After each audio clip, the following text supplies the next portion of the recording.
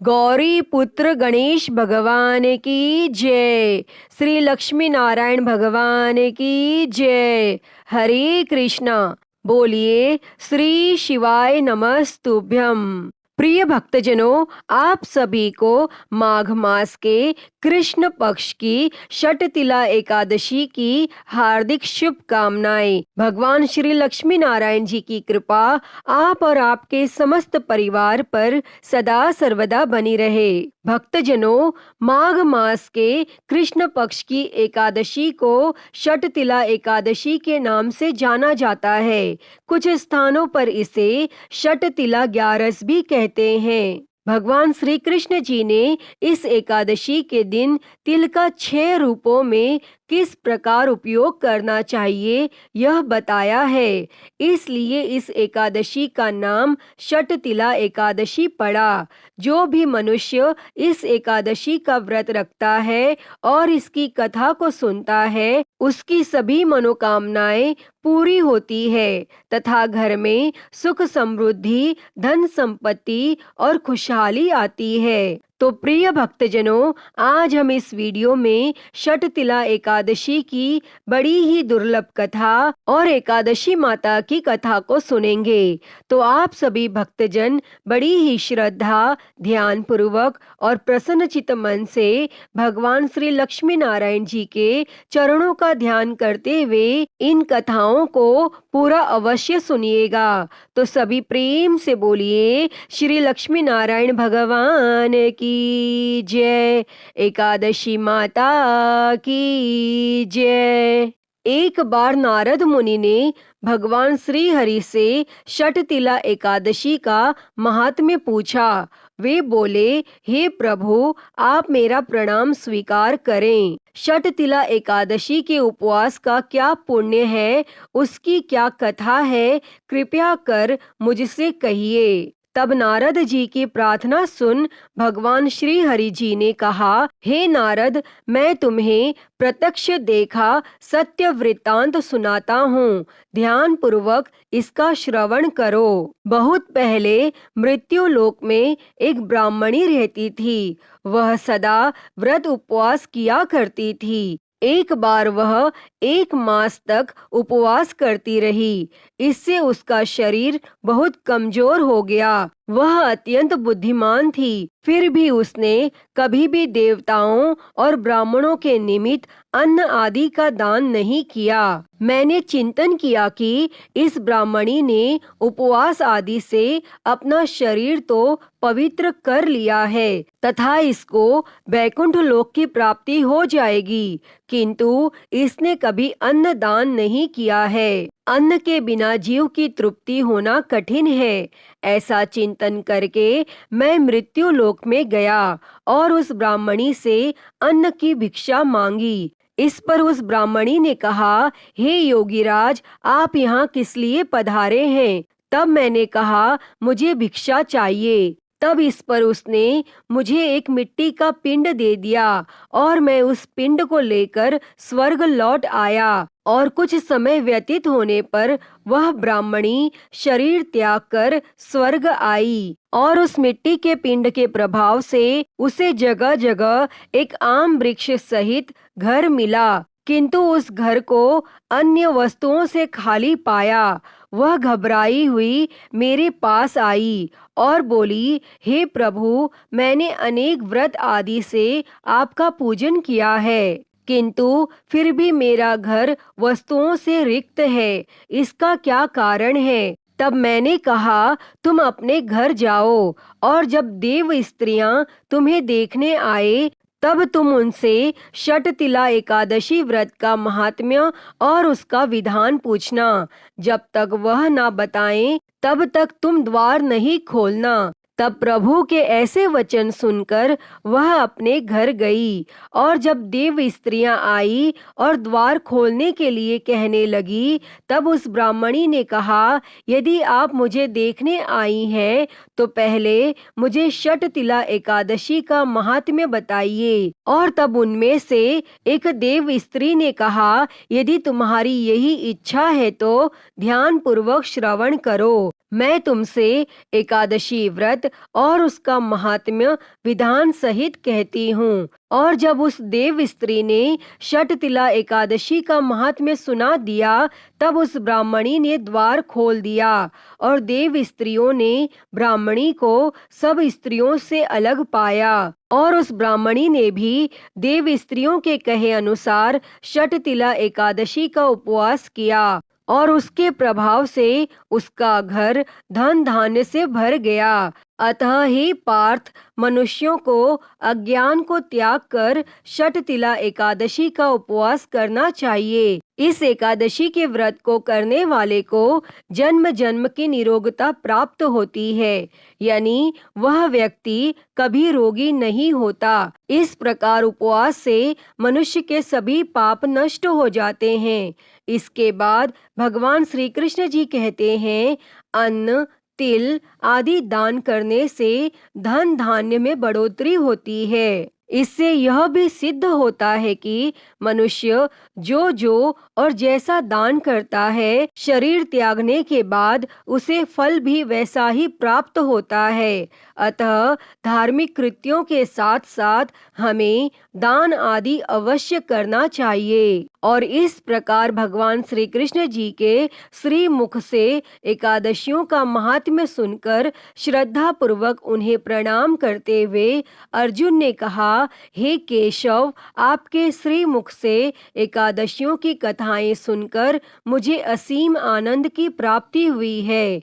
हे मधुसूदन, कृपया कर अन्य एकादशियों का महात्म्य सुनाने की भी अनुकंपा करें। तब भगवान श्री कृष्ण जी ने कहा, हे अर्जुन, अब मैं माघ मास के कृष्ण पक्ष की षटतिला एकादशी व्रत का महात्म्य सुनाता हूँ। इसे ध्यान पूर्वक सुनो। एक बार दालभ्य ऋषि ने पुलस्त ऋषि से पूछा, हे ऋषि श्रेष्ठ, मनुष्य मृत्यु लोक में ब्रह्म हत्या आदि महापाप करते हैं और दूसरों के धन की चोरी तथा दूसरों की उन्नति देखकर ईर्ष्या आदि करते हैं। और ऐसे महान पाप मनुष्य क्रोध, ईर्ष्या, आवेग और मूर्खता वश करते हैं और बाद में शोक करते हैं कि हाय, हमने यह क्या किया।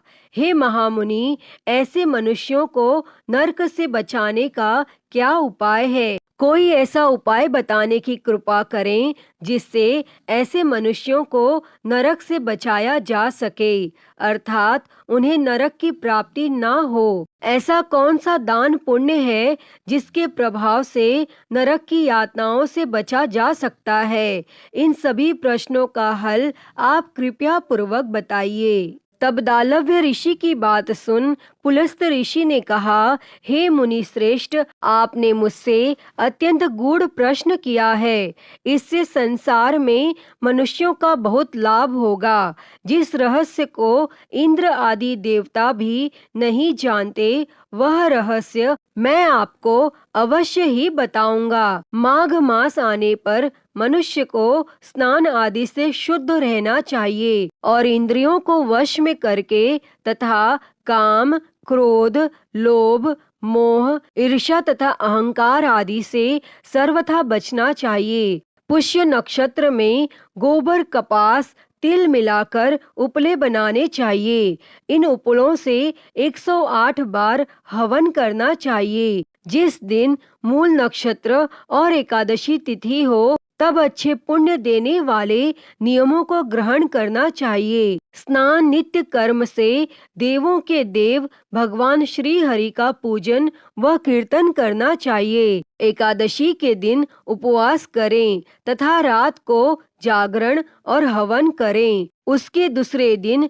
धूप दीप नैवेद्य से भगवान श्री हरि की पूजा अर्चना करें तथा खिचड़ी का भोग लगाएं।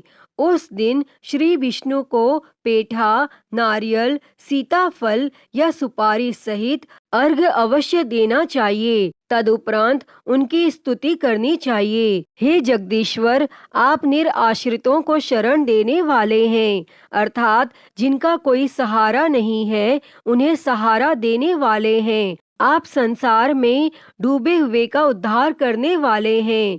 हे कमल नयन, हे मधुसूदन, हे जगन्नाथ, हे पुंडरीकाक्ष, आप लक्ष्मी जी सहित मेरी इस तुच्छ अर्घ को स्वीकार कीजिए। इसके पश्चात ब्राह्मणों को जल से भरा घड़ा और तिल दान करने चाहिए। यदि संभव हो तो ब्राह्मण को गऊ और तिल दान देना चाहिए। और इस प्रकार मनुष्य जितने तिलों का दान करता है वह उतने ही सहस्त्र वर्ष तक स्वर्ग में वास करता है। इस दिन तिल का 6 रूपों में इस प्रकार प्रयोग करना चाहिए। पहला, तिल स्नान। दूसरा, तिल का उपटन। तीसरा, तिल का हवन। चौथा, तिल का तर्पण। पांचवा, तिल का भोजन। और छठा, तिल का दान। इस प्रकार 6 रूपों में तिलों का प्रयोग षट तिला कहलाती है। इससे अनेक प्रकार के पाप नष्ट हो जाते हैं तथा मनुष्यों की समस्त मनोकामनाएं पूर्ण हो जाती हैं और अपार धन संपत्ति की प्राप्ति होती है। अतः हे श्री लक्ष्मी नारायण भगवान जी षट तिला एकादशी की इस पावन कथा को कहते, सुनते और हुंकारा भरते सभी पर सदैव अपनी कृपा बनाए रखना। तो सभी प्रेम से बोलिए श्री लक्ष्मी नारायण भगवान की जय। प्रिय भक्तजनों, आइए अब सभी मनोकामनाओं को पूरी करने वाली एकादशी माता की कथा को सुनते हैं। एक बार एक राज्य में एक राजा रहता था। राजा बहुत ही बुद्धिमान और बलशाली था। राजा सदा ही अपनी प्रजा का बहुत अच्छे से ध्यान रखता था। प्रजा भी राजा को बहुत पसंद करती थी। राजा की 2 बेटियां थीं। राजा अपनी दोनों बेटियों से बहुत प्रेम करता था। राजा की छोटी बेटी देखने में बहुत सुंदर और आकर्षित थी और वहीं पर राजा की बड़ी बेटी छोटी बेटी के मुकाबले थोड़ी कम सुंदर थी। राजा की छोटी बेटी माता की पूजा किया करती थी और सभी लोग राजा की छोटी बेटी से बहुत प्रेम करते थे और बहुत प्रशंसा किया करते थे। राजा भी अपनी छोटी बेटी को बड़ी बेटी से अधिक प्रेम करता था, जिसके कारण राजा की बड़ी बेटी को अपनी छोटी बहन से बहुत नफरत होने लगी थी। राजा की दोनों बेटियां जब बड़ी हो गईं, तब एक पड़ोस के राज्य में रहने वाले राजकुमार राजा की बड़ी बेटी के लिए रिश्ता लेकर आया।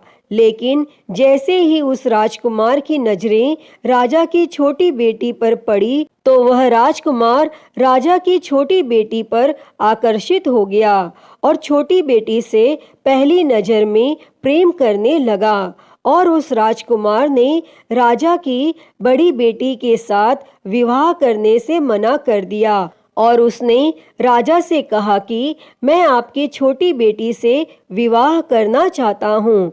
और यह सब देखकर राजा की बड़ी बेटी अपनी छोटी बहन से बहुत क्रोधित हो गई और राजा की बड़ी बेटी ने अपनी छोटी बहन को अपना सबसे बड़ा दुश्मन मान लिया। तब राजा की बड़ी बेटी ने अपनी छोटी बहन से बदला लेने का निर्णय किया और राजा की बड़ी बेटी ने अपनी छोटी बहन को जान से मारने का उपाय सोचा और उसने अपनी छोटी बहन को मारने के लिए सबसे पहले एक लड्डू में जहर मिलाकर अपनी छोटी बहन को दिया और उसको लड्डू खाने के लिए कहा। लेकिन लड्डू खाने के बाद भी छोटी बहन को कुछ भी नहीं हुआ। लेकिन फिर भी बड़ी बहन ने हार नहीं मानी और जब उसकी छोटी बहन रात में कमरे में सो रही थी तब उसने एक मटके में सांप रखकर उसके कमरे में छोड़ दिया। लेकिन सांप भी छोटी बहन का कुछ नहीं कर पाया, जिसके बाद बड़ी बहन ने छोटी बहन से कहा कि चलो हम लोग कुएं में से पानी भरकर लाते हैं। और वह अपनी छोटी बहन को पानी भरने के बहाने कुएं के पास ले गई और उसने अपनी छोटी बहन को कुएं में धक्का दे दिया, लेकिन छोटी बहन को तब भी कुछ नहीं हुआ, क्योंकि हर बार ग्यारस माता उसकी रक्षा कर रही थी। और उधर बड़ी बहन अपने सारे प्रयास के बाद भी असफल हो रही थी, जिससे वो बहुत क्रोधित हो गई। और फिर उसने अपनी छोटी बहन के पास जाकर उससे प्रश्न किया कि मेरी छोटी बहन, क्या तुमको पता है कि भगवान ने सबकी मृत्यु एक निश्चित समय पर लिखी हुई है, और कैसे तुम्हारी या मेरी मृत्यु होगी, क्या यह तुम जानती हो? तब छोटी बहन ने अपनी बड़ी बहन को बताया कि हाँ दीदी, मैं जानती हूँ मेरी मृत्यु कैसे होगी। और छोटी बहन से यह सब बातें सुनकर बड़ी बहन मन ही मन बहुत प्रसन्न होने लगी, और उसने अपनी छोटी बहन से कहा कि तो तुम मुझे अपनी मृत्यु का राज बताओ। तब छोटी बहन ने अपनी बड़ी बहन से कहा कि मेरी मृत्यु तो एक तोते में है, जो तोते के गले में एक हार है, उससे मेरी मृत्यु होगी। जब कोई भी व्यक्ति तोते को मारकर उस हार को अपने गले में पहने तो मैं मूर्छित हो जाऊंगी, और जैसे ही उस हार को अपने गले से उतारे तो मैं वापस से जीवित हो जाऊंगी। और फिर अपनी छोटी बहन की मृत्यु का राज जानकर बड़ी बहन बहुत खुश हुई, और उसने अपनी छोटी बहन को मारने के लिए उसके पालतू तोते को ढूंढना शुरू कर दिया। और छोटी बहन को इस बात का आभास हो गया था कि कोई उसकी जान लेना चाहता है, जिसके लिए वह अपने पिताजी के पास गई, और उसने अपने पिताजी से कहा कि पिताजी, मेरी मृत्यु के बाद आप मुझे मत जलाइएगा, आप मुझे अपनी पुरानी वाली हवेली में एक पलंग में लेटाकर छोड़ दीजिएगा। तब अपनी छोटी लड़की की यह बातें सुनकर राजा बहुत आश्चर्यचकित हो गया, और राजा ने अपनी छोटी बेटी से पूछा कि बेटी, तुम यह क्या कह रही हो? तब राजा की छोटी बेटी ने बताया कि पिताजी, समय किसी के लिए नहीं रुकता, क्या कब किसको हो जाए इसका किसी को कुछ नहीं पता। फिर राजा ने अपनी छोटी बेटी से कहा कि तुम ऐसी बातें क्यों करती हो? 2-3 दिन के बाद तो तुम्हारा विवाह है। लेकिन छोटी बेटी ने अपने पिताजी को ऐसा करने पर मजबूर कर दिया और उनसे वचन ले लिया, और राजा ने भी अपनी छोटी बेटी की बात स्वीकार कर ली। और 2-3 दिनों के बाद जब शादी का समय आया, तब राजकुमार बारात लेकर राजा के घर आया, और राजकुमार और राजा की छोटी बेटी का विवाह शुरू हो गया। और जैसे ही राजा की छोटी बेटी राजकुमार के साथ फेरे लेने लगी, तो उसकी बड़ी बहन अपनी छोटी बहन के कमरे में जाकर उसके तोते को पकड़ लेती है और उसको जान से मार देती है, और तोते के गले में जो हार था उसको अपने गले में धारण कर लेती है। और जैसे ही बड़ी बहन उस हार को अपने गले में धारण करती है, तो उधर छोटी बहन 3.5 ही फेरे ले पाती है और वहीं पर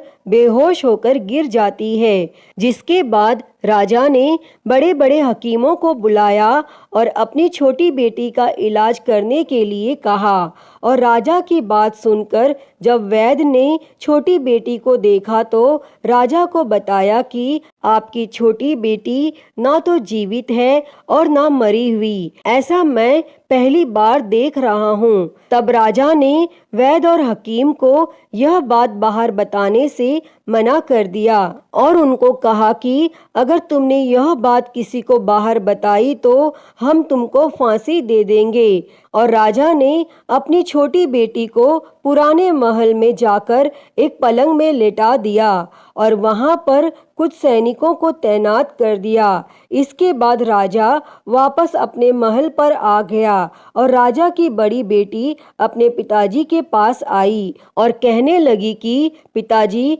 अगर यह शादी संपन्न नहीं हुई तो आपकी इज्जत का क्या होगा? आप कहें तो मैं आपकी इज्जत बचाने के लिए राजकुमार से शादी करने के लिए तैयार हूँ। जिसके बाद राजा ने अपनी बड़ी बेटी की बात मान ली और राजा ने बड़ी बेटी को छोटी बेटी के कपड़े पहनाकर मंडप में भेज दिया। लेकिन राजकुमार यह जान गया कि यह राजा की छोटी बेटी नहीं है, बल्कि यह राजा की बड़ी बेटी है।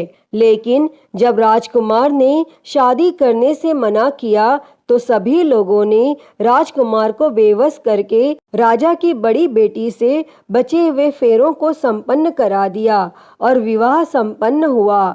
जिसके बाद राजकुमार राजा की बड़ी बेटी को अपने महल में ले गया और विवाह होने के बाद राजकुमार उससे ना तो बात करता था, न उसे पसंद करता था और ना ही उसके आसपास भटकता था। और राजकुमार ने यह फैसला लिया था कि वह अपनी प्रेमिका को ढूंढ कर रहेगा और यह जान कर रहेगा कि उसके साथ क्या हुआ है। एक दिन राजकुमार अपने घोड़े पर सवार होकर राजा के पुराने महल के पास पहुंचा, जहां पर उसने कुछ सैनिकों को देखा। महल के पास पहुंचकर राजकुमार ने जब महल को ध्यान से देखा तो वह समझ गया कि यह तो हमारे ससुर जी का ही महल है। तब राजकुमार ने सैनिकों से पूछा कि तुम लोग यहाँ क्या कर रहे हो और इस महल के अंदर उस पलंग में कौन लेटा है। जिसके बाद सैनिकों ने बताया कि यहाँ पर राजा की छोटी बेटी लेटी है। और यह सुनकर राजकुमार बहुत प्रसन्न हो गया और वह तुरंत अपनी प्रेमिका के पास पहुंच गया और उसकी सेवा करने लगा। जैसे ही रात हुई तो राजा की छोटी बेटी उठकर खड़ी हो गई और राजकुमार यह देखकर बहुत खुश हो गया और उसने अपनी प्रेमिका से पूछा कि तुम यहाँ क्या कर रही हो, तुम मेरे साथ मेरे घर चलो। तब राजा की छोटी बेटी ने राजकुमार को सारी बातें बता दी कि मेरी जान एक तोते में बसती थी और मैंने यह बात सिर्फ अपनी बड़ी बहन को बताई थी और मुझे पता है कि उसने ही मुझे मारने का प्रयास किया है। उसके पास एक हार है जिसको वह सुबह पहन लेती है और रात को उतार देती है। जब तक वह हार को पहन कर रखती है तब तक मैं मूर्छित रहती हूँ और जैसे ही वो हार को उतार देती है तो मैं जीवित हो जाती हूँ। और जब तक मेरी बड़ी बहन के पास वो हार रहेगा तब तक मैं ऐसे ही जीवित और मूर्छित होती रहूंगी। अगर मेरी बड़ी बहन के पास जो हार है वो मेरे हाथ लग जाए तो मैं हमेशा के लिए जीवित हो जाऊंगी।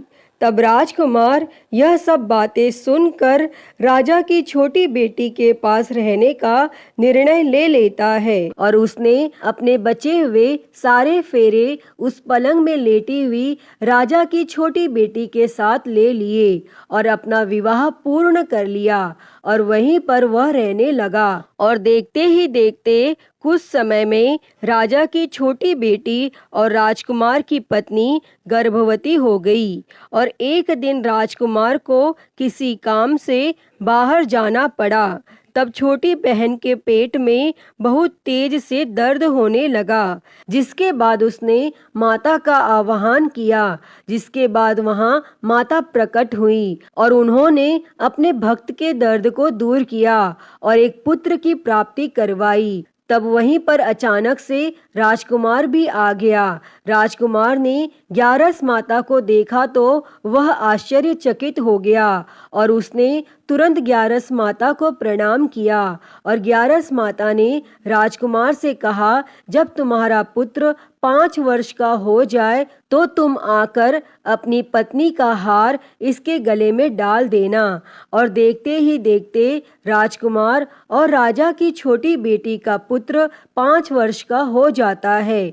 तो राजकुमार अपने बेटे से कहता है कि बेटा, मैं कुछ काम से बाहर जा रहा हूँ, तुम अपनी माता का ध्यान रखना। और वह वहाँ से चला जाता है और राजकुमार को बाहर निकलता हुआ बड़ी बहन के सैनिक देख लेते हैं और बड़ी बहन को जाकर सारी बातें बता देते हैं। जिसके बाद बड़ी बहन अपनी छोटी बहन के पुत्र को वहाँ से उठवा लेती है और उसको मरवा देती है। छोटी बेटी के पुत्र के 2 टुकड़े करवा देती है। पहला टुकड़ा चक्के के पास छुपा देती है और दूसरा टुकड़ा अपने पलंग के नीचे रख लेती है। और तब ग्यारस माता भिखारी का रूप लेकर आती हैं और एक भिखारी का रूप रखकर बड़ी बहन के पास चली जाती हैं, जिसके बाद वहां पर वह भिक्षा मांगने लगती हैं। तो बड़ी बहन अपने नौकरों से कहती है कि जाकर भिक्षा दे दो, लेकिन जैसे ही नौकर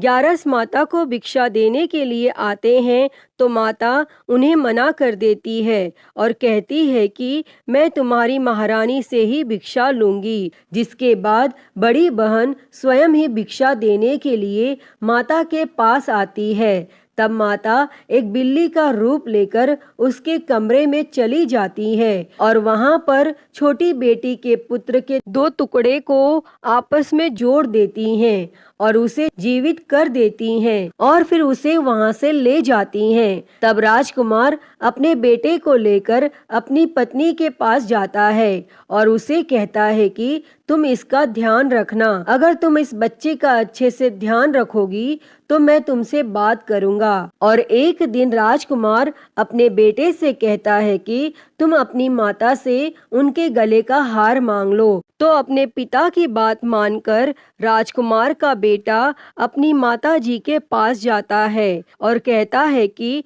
माता, मुझे तुम्हारा हार चाहिए। और यह सुनकर पहले तो बड़ी बहन बहुत क्रोधित होती है, पर उसको यह याद आता है कि राजकुमार ने कहा था कि अगर मैं इस बच्चे का ध्यान अच्छे से रखूंगी तो वह मुझसे बात करेंगे, जिसके कारण वह हार उस बच्चे को दे देती है और वह तुरंत हार को ले जाकर अपने पिताजी को दे देता है। और तभी राजकुमार अपने बेटे को लेकर वहां से जाने लगता है और अपनी पत्नी से कहता है कि तुम हमारे लिए खाना बनाकर रखना, मैं शाम को आकर तुम्हारे साथ खाना खाऊंगा। और वह अपने बेटे को लेकर वहां से चला जाता है और उसके बाद वह राजा के पास जाता है और उनको सारी बातें बता देता है। तब राजा अपनी बड़ी बेटी की यह करतूत सुनकर बहुत क्रोधित होते हैं और अपनी परवरिश पर ही दोष देने लगते हैं। राजकुमार को अपनी छोटी बेटी के साथ रहने के लिए आदेश दे देते हैं और इस प्रकार ग्यारस माता की कृपा से राजकुमार और राजा की छोटी बेटी सुखपूर्वक रहने लगते हैं। अतः हे ग्यारस माता, इस कथा को कहते, सुनते और हुंकारा भरते सब पर अपनी कृपा करना, सभी के जीवन से दुखों को दूर कर सभी के जीवन में सुख और समृद्धि देना। तो सभी प्रेम से बोलिए एकादशी माता की जय, श्री लक्ष्मी नारायण भगवान की जय, श्री उमापति महादेव की जय। प्रिय भक्तजनों, तो मैं उम्मीद करती हूँ कि आपको आज की यह कथा पसंद आई होगी और अगर वीडियो अच्छी लगी हो तो इसे लाइक करें, ज़्यादा से ज़्यादा शेयर करें और कमेंट बॉक्स में ग्यारस माता की जय लिखना ना भूलें और महाकाल भक्ति ज्ञान चैनल को सब्सक्राइब कर नोटिफिकेशन बेल को ज़रूर ऑन कर लें। हर हर महादेव। धन्यवाद।